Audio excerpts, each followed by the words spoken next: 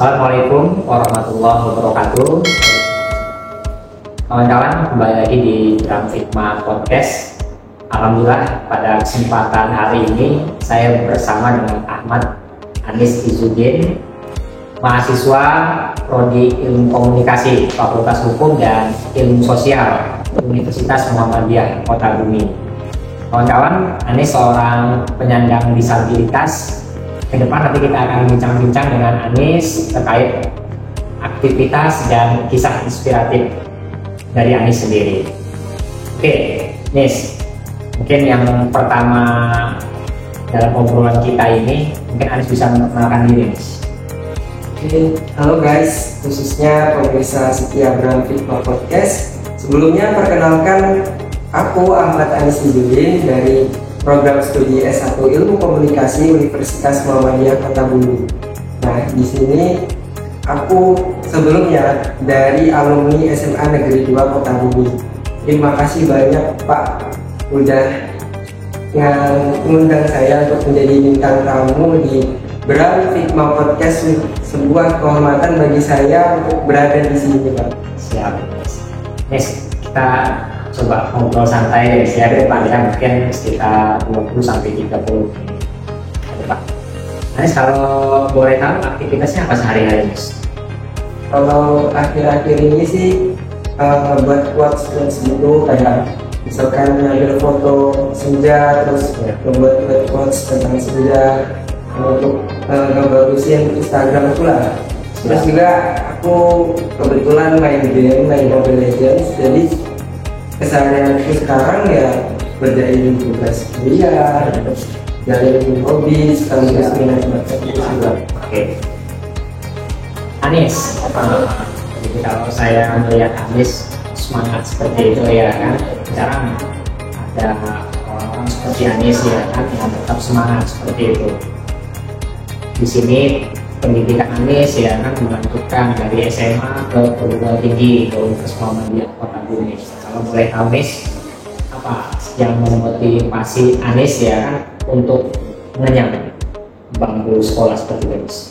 Kalau saya pribadi mungkin karena emang saya ini orangnya rasa ingin tahunya tinggi, Pak. Siap. Jadi waktu orang tua saya melahirkan, ibu saya melahirkan saya, dan orang tua saya memiliki anak seperti saya, itu sebenarnya sebelumnya ada sih kepikiran untuk menekolahkan saya, tapi khususnya orang tua itu pasti tanya dulu kan, anaknya ini mau sekolah atau enggak. Tapi sebelum orang tua nanya itu, aku ini Pak ngobrol sama orang tua, kayak melihat masku sekolah, terus aku belum sekolah juga kan, belum tahu gimana sih sekolah itu. Nah, orang tuaku tetapnya merekomendasiin aku untuk sekolah di sekolah luar biasa atau SLB. Nah, aku kan tanya, kayak mana sih Bi ini SLB itu? Nah, di SLB itu orang-orang yang memang berkebutuhan khusus. Dan di situ aku karena lingkunganku itu orang yang normal, jadi ketika aku melihat, bahkan ketika aku baca itu aku takut sendiri sama ngeliat bentuk fisik. Iya, jadinya kayak aduh kalau di SLB kayaknya nggak bisa deh. Terus akhirnya ya Umi sama Abi itu ngobrol-ngobrol dulu sama kepala sekolah, beberapa kepala sekolah TK yang ada di daerahku.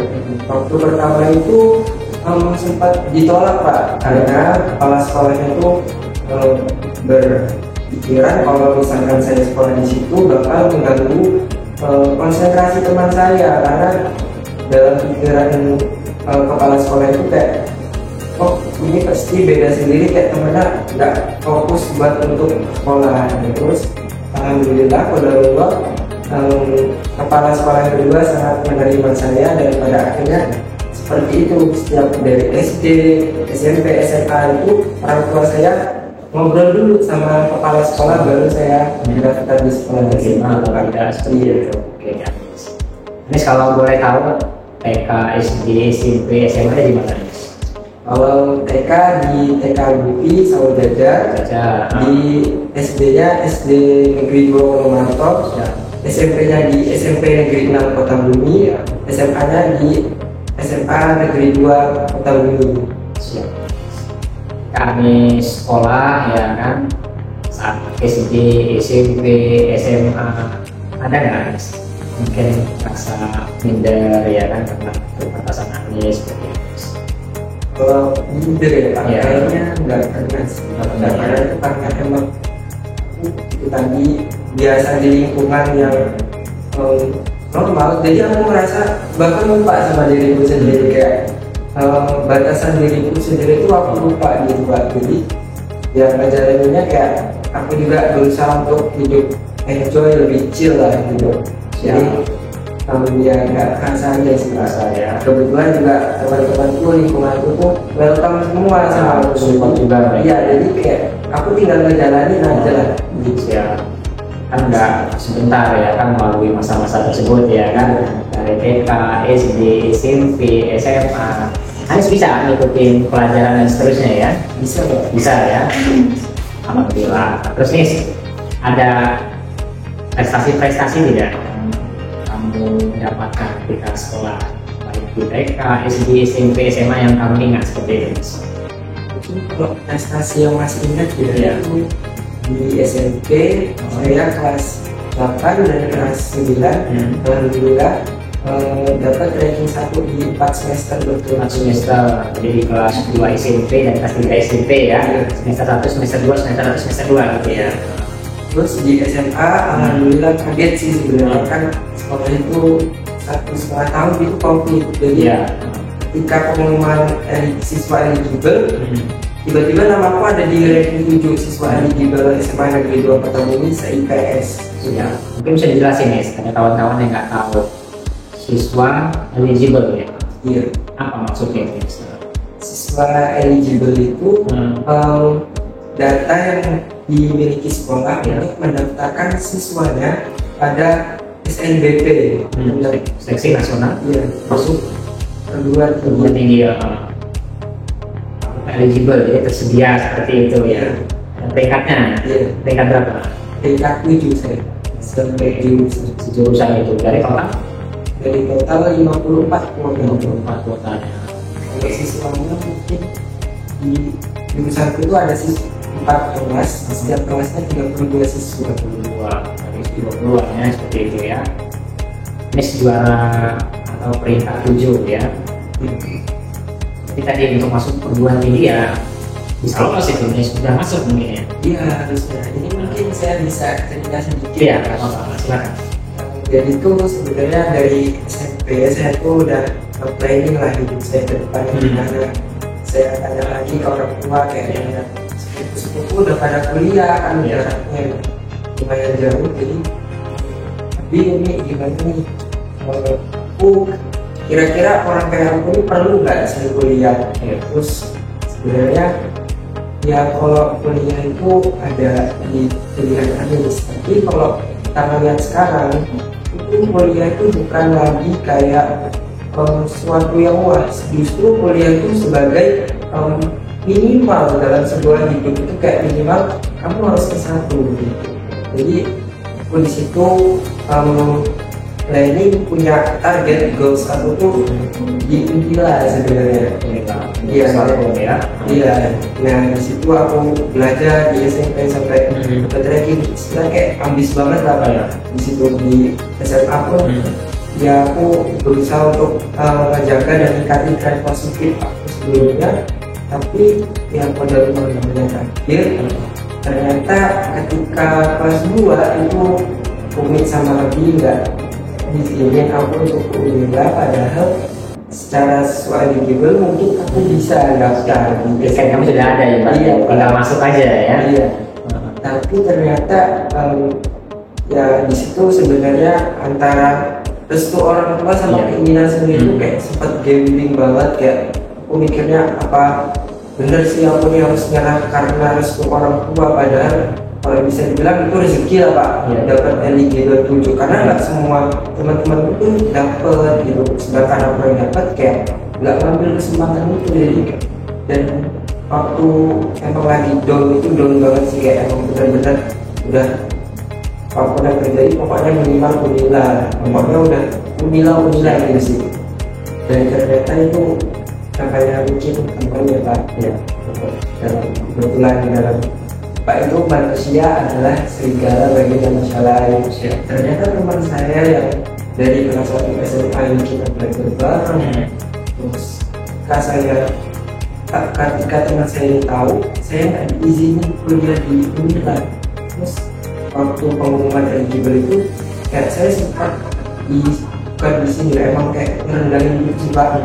Teman saya itu kayak setiap guru nanya ke saya, Anis gimana nih nanti setelah di SMA ini mau lanjut kemana? Terus aku ngomong saya mau di Unpul Bu. Teman saya itu ketawa gitu Pak, kayak seolah-olah Unpul itu rendah gitu Pak ya. Jadi walaupun ya dia itu sebenarnya dalam kenyataannya emang secara data dia di bawah saya yang punya segala macam. Jadi yang namanya mungkin manusia ya Pak dan segala seperti itu. Jadi ya sih saat kedon itu saya dapat kayak gitu tambah kedon aja.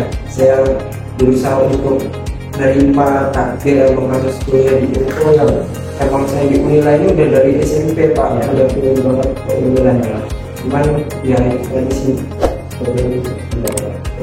tadi apapun yang terjadi itu yang terbaik lah yang diberikan oleh Allah seperti itu. Jadi kita nggak usah terlalu dalam flashback ya, sakit hati dan seterusnya, nggak perlu. Karena apa? Kita tadi kalau misalkan mau di Unila sudah dapat tiketnya, sudah bisa. Tapi tadi atas restu orang tua juga, orang tua tadi mensupport kita untuk di Unpul di Kota Bumi seperti itu nggak ada masalah ya kan. Jadi semangat kamu tinggi ya, karena semangat kamu luar biasa kayak gitu. Terus lanjut lagi nih sih ya, nggak apa ya, kita ngobrol santai seperti itu.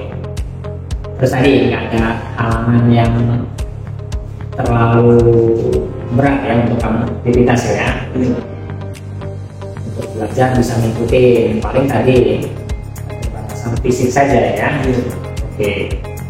Nis, ini kan sekarang kamu sebagai mahasiswa prodi ilmu komunikasi ya di Fakultas Hukum dan Sosial Universitas Muhammadiyah Kota Bumi. Nah, Bapak kalau boleh tanya, apa yang memotivasi kamu ya untuk ngambil prodi ilmu komunikasi? Kan banyak nih prodi di UPO ya kan, fakultas banyak seperti itu. Kenapa ingin ngambil prodi ilmu komunikasi? Sebelum saya ke UPO ini kan saya juga lihat prodi-prodi apa aja sih yang UPO, dan di waktu mau masuk UPO pun saya udah punya jurusan Pak. Ya, apa itu jurusan? Belum sampai ya, lupa saya. Kebetulan ya ilmu komunikasi juga sama, karena ketertarikan saya mulai SMA dalam industri perfilman, saya ingin nantinya menjadi penulis skenario sebuah film atau menjadi seorang aktor di dalam film tersebut. Jadi menurutku ilmu komunikasi itu kayak relate lah sama dia, kayak lebih sekaligus mengalami minat bakat. Kebetulan di SMA kemarin alhamdulillah diamanahi untuk membuat naskah drama Hari Guru 2022 di SMA Negeri 2 Kota Bumi. Luar biasa kawan-kawan, Anis terkait bakatnya ya kan, seperti itu. Anis, nah, saya jadi speechless ya Anis ya, ngobrol Anis kayak gitu. Apa Anis yang memotivasi Anis terus semangat seperti itu sampai dengan sekarang? Sebenarnya kayak emang udah apa ya Pak, udah persetan dengan apapun itu sih ya. Yang saya bersyukur masih punya orang tua, saya masih bisa melihat senyum mereka, itu yang menjadi alasan saya semangat. Karena emang kalau udah dipikirin dibilang down belum lah Pak, kayak kita emang benar pilihnya di Unila, jadi sekarang ya itu kayak inilah yang penting kita bisa melihat orang tua bahagia, itu udah jadi semangat banget kan. Siap, layak masih bawa jadi hidup harus terus jalan ya. Tadi dimanapun kamu berada sekarang harus semangat ya gitu. Terus mungkin bisa diberitahu nih ya kan, karya-karya kamu tadi suka membuat skrip ya seperti itu ya kan. Mungkin ada yang bisa kamu beritahu sama kawan-kawan semua, apakah tadi sosmed kamu, atau tadi bisa memberitahu sama kawan-kawan semua apa hasil karya kamu sudah kamu buat seperti itu ya kan, biar orang tadi bisa searching juga, oh ini karya Anis seperti itu. Kalau mungkin dari hobi tadi Ya, hobi ya. membuat quotes itu Ya. ada di Instagram aku @ahmdines Ya, ZZDIN, itu mungkin bisa dicek aja guys. Ya. Itu buat quotes gitulah. ya. Dari bawah ini ya, gitu Iya. ya. Terus Kalau minat dan bakat ini sih kayak Mobile Legends juga ya. Ya mungkin nanti buat yang mau sama-sama main Mobile Legends bisa mabar ya Pak ya. ya silakan sampai. Terus juga nih, tadi kan sudah ngobrol kita ya kan terkait masalah kisah inspiratif seperti itu ya kan. Mungkin Anis tadi punya harapan, punya cita-cita. Tapi sebelum ke situ, apa yang mau Anis perdalam lagi nih untuk kayak ilmu seperti itu, kayak wawasan apa yang mau Anis perdalam lagi sekarang ya? Untuk menjadi seorang penulis skenario film itu dibutuhkan kemampuan untuk menyampaikan secara tulisan dengan bahasa yang dimengerti. Ya. Karena ketika kita berbicara, misalnya saya sama Bapak, langsung dengan secara menulis skrip itu Berbeda. iya berbeda maknanya, terus dan makanya saya ngambil prodi komunikasi. Saya harap bisa menjadi jembatan untuk saya menggapai cita-cita saya, Pak. Memperdalam gimana caranya untuk menyampaikan sesuatu kepada orang lain. Siap. Oke, terus apa nih harapan Anis ya kan, cita-cita depan atau proyeksi ke depan yang mau Anis lakukan? Kalau goals ya itu ada goals jarak dekat dan jarak itu nanti masa depan. Kalau yang dekat-dekat ini lagi emang udah punya target sih, semoga lolos di Seleknas Next Asian Para Games 2025 kalau nggak salah di Thailand, divisi e-sport Mobile Legends. Saya berharap mungkin dari pihak PBSI kalau melihat podcast ini bisa saya ingin mengikuti Seleknas untuk menjadi timnas di Next Asian Para Games 2025. Kalau cita-cita saya emang saya ingin menjadi seorang aktor sih Pak, dan juga mungkin kalau bonus benar-benar kalau dikasih kesempatan juga untuk jadi penulis skrip sekaligus saya yang main gitu Pak. Siap. Nah kalau misalkan saya udah bisa cari duit sendiri, itu saya berencana untuk melanjutkan S2 saya Pak. Amin. Kalau terlaksana semua, yang penting tetap semangat dan ya. Terus tokoh-tokoh idola kamu, tokoh-tokoh yang kamu suka siapa guys? Itu memotivasi kamu sampai ke sana. Pasti ada ya? Ya. Ada. Kalau di Indonesia itu Bang Reza Rahadian sih, beliau orangnya keren banget, ditaruh di mana aja bisa gitu, kayak untuk jadi misalkan antagonis atau lucu, bahkan itu bisa semua multi-talent lah. Terus itu ya, Reza Rahadian. Siap. Terus kalau tokoh internasional? Mungkin kalau kebetulan aku juga nontonnya drakor gitu, tapi genre kayak zombie, terus yang mungkin psikopat, terus pokoknya yang bukan romance gitu sih Pak, kayak lebih suku yang nebak alurnya aja sih ya. Nah itu mungkin ada Park Ji Woo sih, yang cewek kayak idol gitu. Tadi kita harus membuka wawasan kita ya, apa saja yang kita pelajari seperti itu. Oke Nis, sebelum saya tutup nih obrolan kita ya kan, ada juga yang disampaikan dengan Anis ya kan terkait hal-hal yang inspiratif ya kan tadi, atau hal-hal yang bisa memotivasi orang banyak. Saya semangat, kenapa kalian nggak semangat misalkan seperti itu? Apa nih? Silakan. Mungkin dalam hidup itu guys, kita nggak perlu mendengarin omongan orang, kita fokus sama diri kita sendiri. Bahkan ketika kita menghadapi hal-hal yang kurang menyenangkan dari orang lain, itu Dr. Kim di Dokter Romantik 3 pernah berkata, balas dendam terbaik adalah dengan menjadikanmu jadi lebih baik dari orang yang telah menghinamu. Buktikan kepada mereka bahwa prasangka buruk mereka ke kita adalah omongan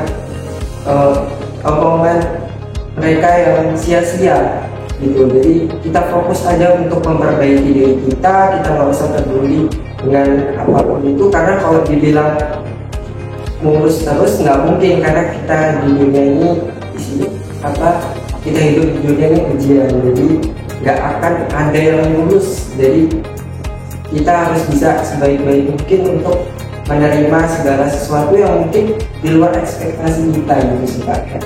Lebih dan bersetan dengan apapun yang di luar ekspektasi kita gitu sih. Biar lebih chill aja di sini. Mau sendiri juga ya. Oke Nis, makasih banyak ini Nis sudah mau hadir, mau bincang-bincang di Beraktif Podcast. Saya doakan Nis semoga ke depan sukses lancar, terus juga cita-cita Anis bisa terwujud semua. Jangan bosan-bosan Nis menebar semangat ya, menebar hal-hal yang positif, kisah-kisah inspiratif dimanapun. Kali lagi terima kasih banyak. Terima kasih banyak Pak Sudah mau hadir di Beraktif Podcast. Kawan-kawan, saya akhiri. Wassalamualaikum warahmatullahi wabarakatuh.